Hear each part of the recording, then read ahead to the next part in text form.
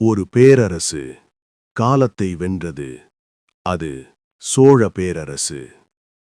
அந்த பேரரசின் மகத்தான மன்னன் ராஜராஜ சோழனின் மகன் ராஜேந்திர சோழன். தந்தை கட்டிய தஞ்சை பெரிய கோவில் உலகமே வியந்த ஒரு அதிசயம். ஆனால் மகன் தந்தையின் புகழை மட்டும் காக்கவில்லை, அதை எல்லைகளைத் தாண்டச் செய்தான். அவனின் கனவு தெற்கில் நின்றுவிடவில்லை. அவனின் பார்வை வடக்கே கங்கை வரை. படையெடுத்துச் சென்றான். பல அரசர்களை வென்றான். சோழ வீரத்தின் முழக்கம் வட இந்தியத்தை அதிரவைத்தது. இறுதியில் அவன் கங்கை நதியின் கரையை தொட்டான். புனித கங்கை நீர் தங்கக் குடங்களில் சேகரிக்கப்பட்டது. அந்த நொடியில் அவன் அறிவித்தான், இன்று முதல் நான் கங்கையை வென்றவன். என் நாடு கங்கை கொண்ட சோழபுரம். இந்த வெற்றியின் நினைவாக ஒரு புதிய தலைநகரம் உருவானது.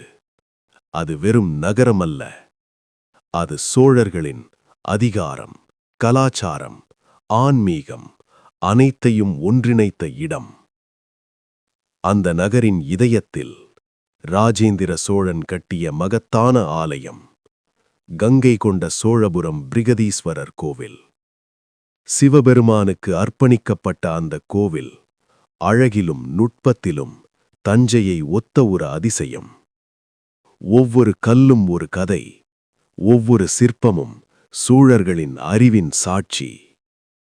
கங்கை நதியிலிருந்து கொண்டு வந்த புனித நீர் இந்த ஆலயத்தில் அர்ப்பணிக்கப்பட்டது. அதனால்தான் மக்கள் சொன்னார்கள், கங்கை தென்னிந்தியாவுக்கு வந்தது. இந்த கோவில் மூலம் ராஜேந்திர சோழன் உலகிற்குச் சொன்ன செய்தி ஒன்றுதான், என் ஆட்சி வாழ் மட்டுமல்ல, ஆன்மீகமும் கலையும் அறிவும் சேர்ந்த ஆட்சி. 1000 ஆண்டுகள் கடந்தும் கங்கை கொண்ட சோழபுரம் கோவில் அமைதியாக நின்று சொல்லுகிறது, இங்கே ஒரு மன்னன் இருந்தான்.